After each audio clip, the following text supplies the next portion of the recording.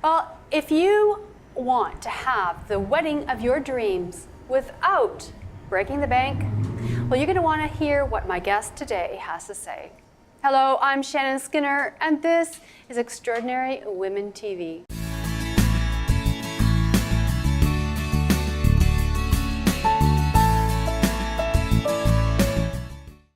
Well, my guest today is Andrea Lown. She is the founder of Smart Bride Boutique. You'll meet her in a moment. Later in the segment, before we take a break, I'll have my regular Good to Know Minute when I ask my guests for their top success tip. You'll hear Andrea's. Well, Andrea Lown, it is nice to have you here. Thanks for having me. Now, you are the founder of Smart Bride Boutique, which is an online business that helps brides create the wedding day of their dreams on a realistic budget. Yeah, it's all about helping brides to stretch their wedding budgets further. So you don't have to, cheap out on your wedding, but wouldn't you like to get as much as possible for the budget that you do have? Absolutely, of course. Now, we'll talk more detail about Smart Bride. Let's trace your career first. So you started at, born and raised in Edmonton. Yeah. And then you've worked at AOL for a while. Yeah, I moved out to Toronto in 2004 and worked at an ad agency here, and then moved on to work at AOL. So within 2.5 years, I migrated my way through 4 different jobs there, starting off in advertising sales and then marketing, business development, and finally into product development. So by the time I left there, I had a really well-rounded bit of experience that helped me go on to start my own business. And somewhere along the line, you got married. Yeah. And this is significant, of course, because this put you on the path of starting Smart Bride Boutique. Yeah, absolutely. Actually, just I guess it was about 2.5 years after I started at AOL, my husband and I decided to get married. And he happened to have 3 months off between being an articling student at his law firm and becoming a lawyer full time. So we decided that we would take a 3-month honeymoon. And so working back, we figured we should get married before the honeymoon. So we set a date and got married in Lake Louise, actually, with just lovely. Just our parents. There were 2 sets of parents, my brother and his wife, in a really small private ceremony. And then we had a party back in Edmonton about a week later with about 150 friends. Now, and then you found yourself in Toronto. Yeah, we moved, I guess we lived in Toronto for about 5 years before that. Before that, okay. Yeah, we were married while we were living here. So somewhere along the line, you decided that there is a need out there to have an online company that helps women have the wedding of their dreams on a realistic budget. What went through your mind? Well, it was entirely born out of personal experience. So when I got married, we decided in about December that we were going to get married in May. And typically you need about 6 months to order a wedding dress from a shop, and then it gets shipped and then it's sized and all these things. So I started shopping for a dress, and most of the shops said, sorry, we can't help you. You're not within this time limit, and we can't even order it on Rush for you. So I turned to sites like Craigslist and eBay to try and find a used dress, because I knew that in a short timeline I could get the dress, and maybe it needed to be dry cleaned and altered, but I could probably have it ready to go within 2 to 3 weeks. So I found that the user experience on those sites, it just left something to be desired. Some people didn't include pictures. They forgot to tell me that there were alterations done. So I would drive half an hour to try on a dress and not even be able to zip it up the back. So I've wasted sort of half an hour there and back, and they've had to sort of tidy up their place and get the dress sorted for me to try on. So I really realized there was a need for a better way to shop for used dresses.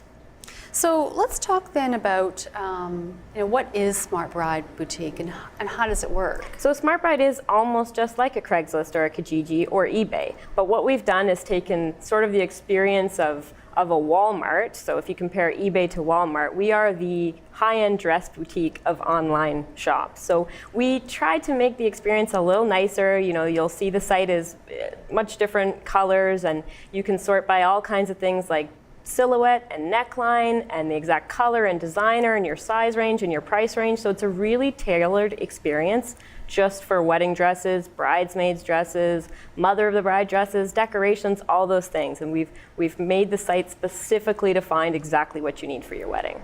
So it's not just, of course, there's 2 equations here. There's the bride to be looking for a dress, for her bridal party and whatnot. But then there's the other side of the equation where you have brides who just got married and they want to sell their dresses. Absolutely. So before I started the website, I truly wanted to know, was it just me who wanted to find a used wedding dress, or is this something that was going to start to catch on? So I surveyed about 500 women in Canada to see what they thought about used dresses. Is there a huge stigma attached to this, or would the idea catch on? So 75% of women said they would consider wearing a used dress if it was the right style and designer and all those kinds of things. But the other 25% said, like, no way, I'm wearing a used dress. So in fact, it's actually encouraging, because there's got to be a good number of people who only want to buy a new dress so that we have used dresses to buy in the end.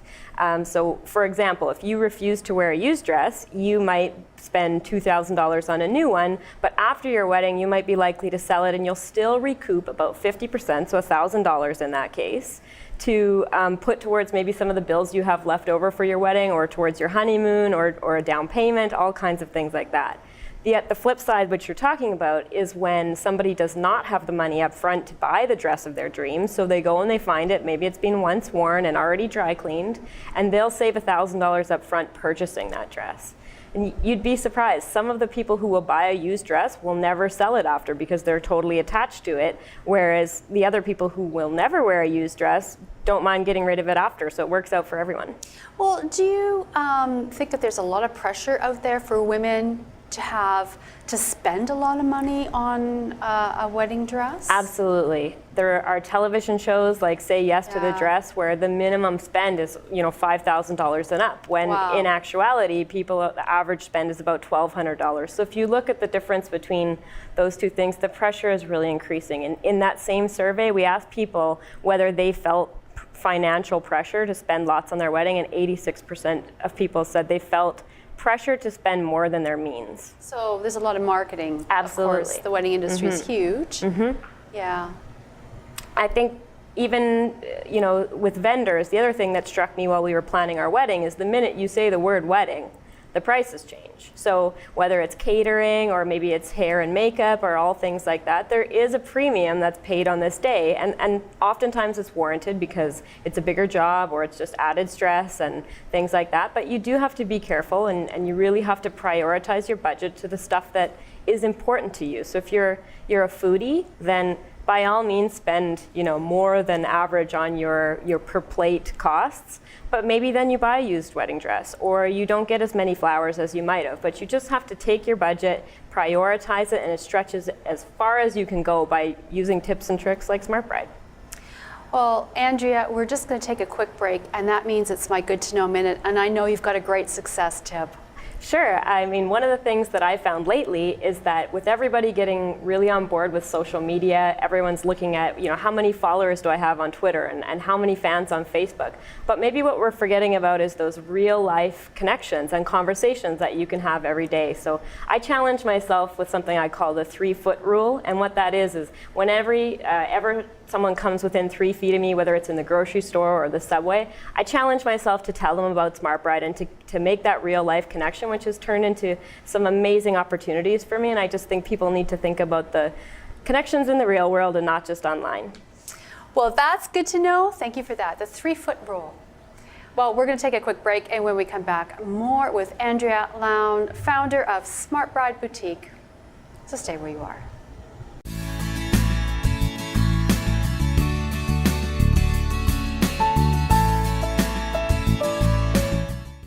Welcome back to the show. I'm Shannon Skinner, and I'm speaking with Andrea Lown, who is the founder of Smart Bride Boutique, a really great online business that helps brides have the wedding of their dreams on a realistic budget. Now, one of the things that's also very, very interesting about your organization is the idea of helping brides have an eco-friendly wedding. Absolutely. That's sort of the third pillar of why people use Smart Bride. The first is to save money. The second is that they can save time by not having to order in advance. And the third is certainly that it is much more eco-friendly. What happens is the dress doesn't need to be shipped from a factory in China. It's also reusing the materials and all those things. So we strongly encourage the sort of reuse, recycle mentality in weddings, whether it be with your dress, your bridesmaids' dresses, your decorations, and all that good stuff. Now, so let's just talk specifically about some of these elements. Sure. Key elements of a wedding. The dress, of course. We've been talking about the dress, but you talked about China. Are a lot of the wedding dresses made in China and shipped here? A lot of them are manufactured offshore. So there's, I guess, just everyone's sort of talking about, the carbon used to ship things, Right. and they talk about getting their food locally. So when you use your caterer, is the food grown locally? Are they shipping it from venue to venue, and just reducing some of those carbon emissions? So, Andrea, would that be the case if somebody was to buy a dress? Would you recommend that they look for a Canadian designer or made in Canada, or? Yeah, absolutely. Yeah. And, there are lots of options for local designers, and certainly with Smart Bride, we recommend that you search for a dress in your city, so that not only do you save the shipping, but you can go and try it on, and that way you can inspect it for any damages. You can make sure that any alterations that were made to it still fit you. So it's good to shop locally, whether it's a designer or another bride that you're looking for. Right. So used is certainly. Making the carbon footprint smaller. Yeah, and by the same token, you could buy it new and then sell it later, and you know that instead of it sitting in your closet, it's going to some good use. Now, another key element of a wedding is the invitations, of course. Yeah. Paper. Yes, so right? there's tons of paper products between menus and invitations and reply cards and all those things. So there's lots of options online. They've got some fantastic online invitations that look beautiful, and so if you don't want to actually send a paper invitation, that's a really great alternative. If you just can't bring yourself to do the e-invite, using recycled paper, and you can look for, it's the FSC certification. It stands for the Forest Stewardship Council, and you want to make sure that there's a good high percentage of recycled paper in the invitation. And the second thing is actually to do with the printing. So you can get waterless printing, which ensures that there's not as much ink and chemicals that sort of get flushed into the sewer system just by printing. Is there a stigma attached to sending out a wedding invitation by e-invite? I know there are some people who've commented at Christmas time when they get the Christmas cards by email now. That seems to, they have a stigma attached to it. So I think it's changing, but rapidly, because there have been some alternatives that have come out. One of them's name is it's paperless post, and the designs are fabulous. So you may get your grandmother saying like, "How come I didn't get a paper invitation?" But most of the people you're inviting probably won't really give it much thought. The other option is to send a paper invitation, but then use your website to do all the RSVPs. So that way you can just cut out the RSVP card, envelope, and postage. So it saves you some money, and there's just less paper. Now, there is one other element to a wedding that can be very costly too, are the flowers.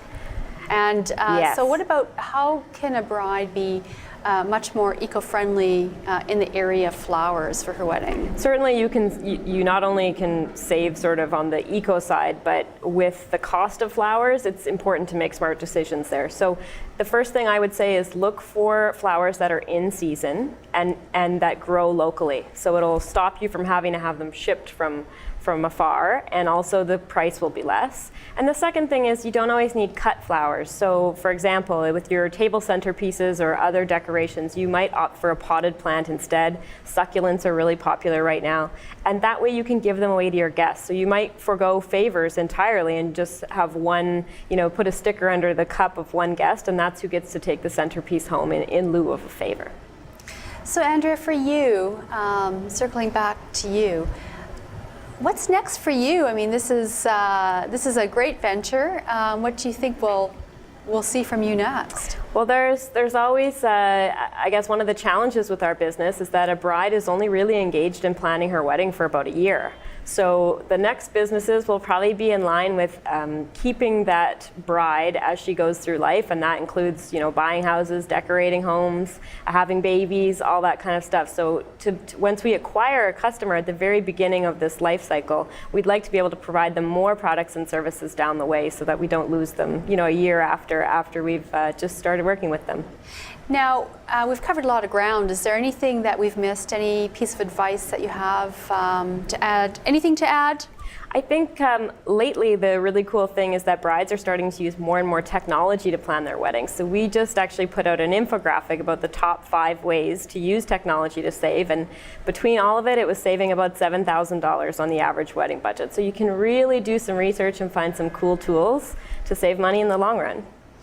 Well, Andrea Lown, I have really enjoyed speaking with you today. Thank you for being here to provide your tips and advice for brides. Really appreciate it. Thank you. And best of luck. Thank you. Well, for more information about Andrea Lown, of course, you can visit my website at extraordinarywomentv.com. You'll see this interview there, as well as her bio and more information about her and her company. Also on the website, you'll find information about past guests, upcoming guests, about me. You can contact me through there. You can find me on Twitter, and if you follow me, I'll follow you back.